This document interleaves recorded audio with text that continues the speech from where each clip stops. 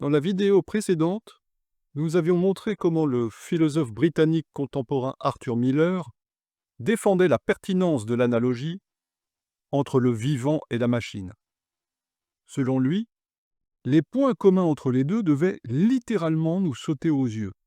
D'un côté, des composants avec des fonctions, de l'autre, tout un système de circulation de l'information. On peut se demander ici, de manière générale, si ce philosophe des sciences n'est pas aveugle sur des différences qui, elles aussi, devraient lui sauter aux yeux. Dans cette vidéo, nous voulons en rappeler une première. Inspirons-nous ici d'une remarque convaincante, selon nous, de l'écrivaine Siri Ouzbet, femme du romancier Paul Auster. En 2018, elle publie un essai philosophique remarquable sur les rapports entre le corps et l'esprit, et qui s'intitule « Les mirages de la certitude ». Un de ces chapitres s'interroge sur l'ingénieur qui conçoit des androïdes et qui considère l'homme comme une machine. Comment lui est-il possible, affirme-t-elle, lorsqu'il se prononce en faveur de l'analogie entre le vivant et la machine, d'ignorer à ce point l'existence des fluides qui définissent la vie? Un fluide est une substance sans forme propre qui s'écoule et se déforme sous l'effet des forces extérieures. Les liquides, aussi bien que les gaz, entrent dans une telle catégorie. Prenons par exemple un corps humain d'1,70 m. Il est composé à environ 40% d'eau, donc de fluide. Lors d'une fièvre, d'un effort ou d'une activité physique, nous sécrétons de la sueur, fluide. Nos yeux produisent différents types de larmes, selon qu'il s'agit de nettoyer la cornée ou d'exprimer une émotion, nos pleurs. Notre salive, fluide encore, joue le rôle de désinfectant et de barrière protectrice. Nos sucs gastriques, les vomissements, la diarrhée, qui est un mélange d'eau et d'excréments, sont autant de manifestations de cette fluidité interne. Notre sang, notre urine, notre sperme, notre bile, le sébum produit par la peau, la cire des oreilles, les glaires de la gorge ou la morve dans le nez, tout en nous coule, sécrète, circule. L'enfant qui vient de naître est couvert de liquide amniotique. Il pleure et se nourrit de lait, autre fluide. Si notre naissance s'accomplit dans une poche de fluide, notre mort, elle aussi, s'enveloppe d'écoulement. La décomposition du corps passe par ce qu'on nomme la nécrose de liquéfaction. Faisons plusieurs remarques. En 1774, Voltaire rédige un article intitulé « Déjection, excréments », leur rapport avec le corps de l'homme, avec ses idées et ses passions. Il rappelle, contre la fascination des automates au siècle précédent, que les techniques humaines ne réussissent pas et ne réussiront jamais à produire des fluides biologiques et des mécanismes d'assimilation et d'éjection qui les caractérisent. En montrant leur influence sur notre perception et nos idées, Voltaire écrit ceci. « Ô homme, toi qui oses te dire l'image de Dieu, dis-moi, Dieu mange-t-il? A-t-il un boyau rectum? Toi, l'image de Dieu, et ton cœur, ton esprit, dépendent d'une selle.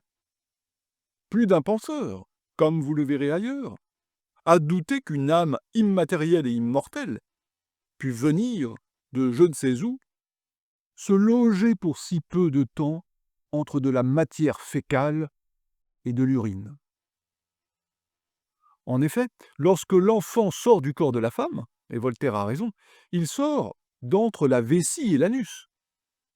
Symboliquement, Voltaire y voit l'image de notre condition. Un être rattaché à la matière des fluides. Notons également que dans L'être et le néant, le philosophe français Jean-Paul Sartre a également rappelé que la nausée et l'écœurement sont des réactions devant ce qui rappelle la mort, par exemple la viande en décomposition, et devant certains fluides extérieurs, le sang frais ou les excréments.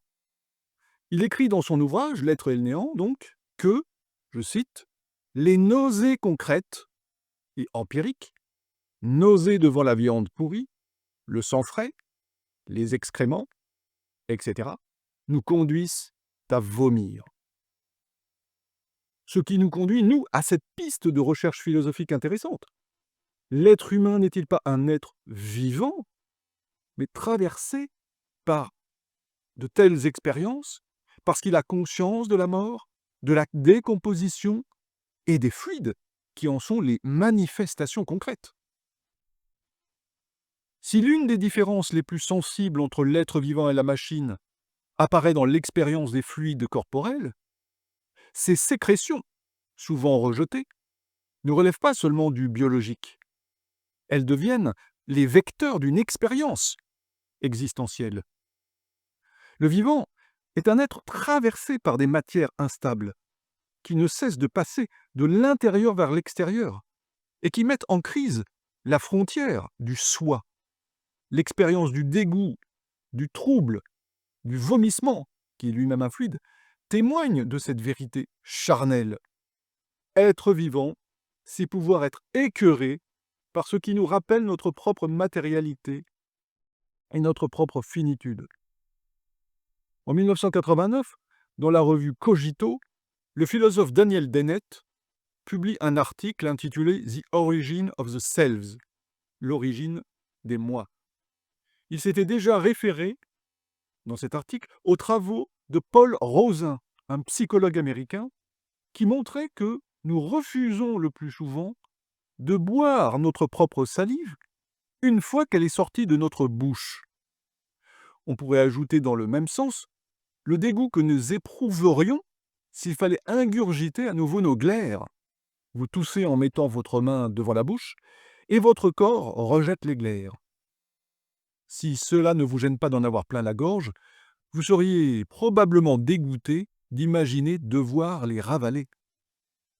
Une telle expérience montre que nos réactions à l'égard des fluides, qui traversent nos frontières de l'intérieur et de l'extérieur, sont constitutives de notre idée du moi et de notre sentiment d'exister. La machine ignore ces troubles, ces expériences.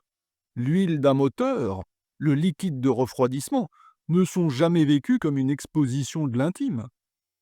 La machine ne connaît pas cette constitution, cette perception du dedans et du dehors. Aussi, c'est peut-être dans cette capacité à être troublé par ses propres fluides que le vivant révèle ce qu'aucune simulation artificielle ne saurait reproduire, la conscience d'être un corps, et de ce fait, la conscience de sa précarité. Mais plus profondément encore, l'existence des fluides dans le vivant oblige chaque être à affronter la question du propre et du sale. Car ce qui s'écoule hors du corps, c'est pas seulement une matière, c'est une part de soi qui devient autre, qui trouble l'unité du sujet. Le sang, l'urine, le sperme, la sueur, tous sont porteurs de cette ambivalence. Ils sont à la fois la preuve de vie et menace de sa dissolution. Le propre est toujours à reconquérir, et c'est là sans doute ce qui distingue le vivant de la machine. Non pas qu'il fonctionne, mais qu'il fonctionne en suintant, en saignant, en salivant, en se salissant. Être vivant, c'est être toujours en tension contre la souillure, contre la perte de forme, comme les fluides, contre l'abandon à la matière. C'est faire de son corps une demeure fragile, qu'il faut sans cesse nettoyer, soigner, préserver. De nombreux animaux, on le sait, ont des comportements de nettoyage, de toilettage, et parfois sophistiqués. Les chats se lèchent pour se débarrasser de leurs propres impuretés. Les oiseaux lissent leurs plumes. Les poissons nettoient d'autres poissons. Ces comportements répondent à des logiques biologiques. Hygiène, survie, santé, reproduction. Dès qu'il est question de vie, vous le voyez, il est question de survie.